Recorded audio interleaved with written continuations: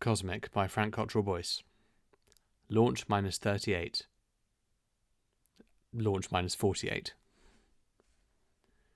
Countdown begins 48 hours before liftoff. For the last 48 hours, we had to stay in the crew quarters and not talk to anyone from outside. It was supposed to be a bonding experience. Also, all the food in the fridge and the cupboards was replaced with space food.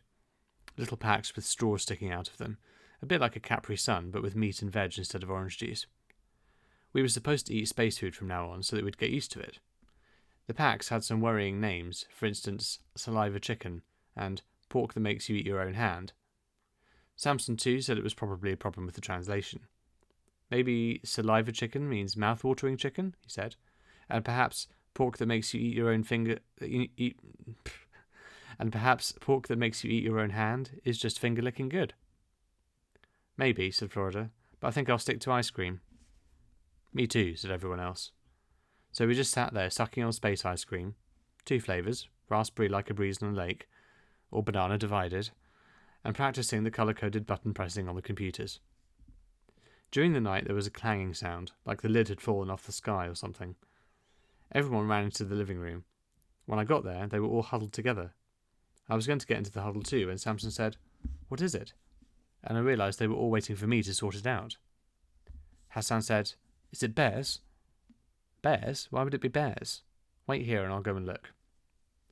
I opened the front door thinking, what if it is bears? I couldn't see any, or smell anything.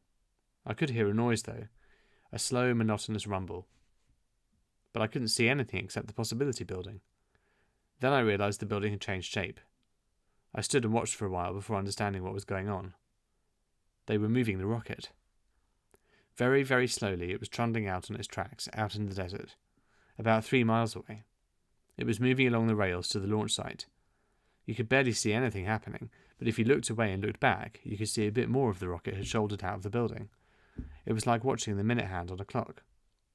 The others all crowded round me, and I said, "Come on, let's get some sleep. It's just the rocket, nothing to be scared of." I was thinking, that is so much scarier than bears. "I want my dad," said Samson too. I knew just how he felt.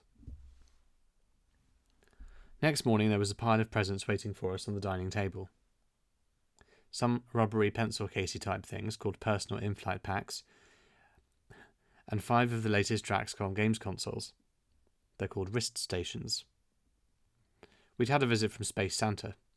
Wrist stations are quietly cosmic, by the way. They're basically Game Boys that fit on your wrist, but instead of having some squinty little screen, they project the game onto the wall like in the cinema, so you can have it as big as you like. They all came loaded with Orbiter 4, Stone Age Bonehens, and Surfing Eskimos, except mine, which had Professional Golfer and a Test Your Own Cholesterol kit. There was a note from Dr. Drax explaining that we could pack whatever we wanted in the personal in-flight packs, or PIPs for short, to take as personal luggage on the trip. We could take anything we wanted as long as it fitted in the PIP.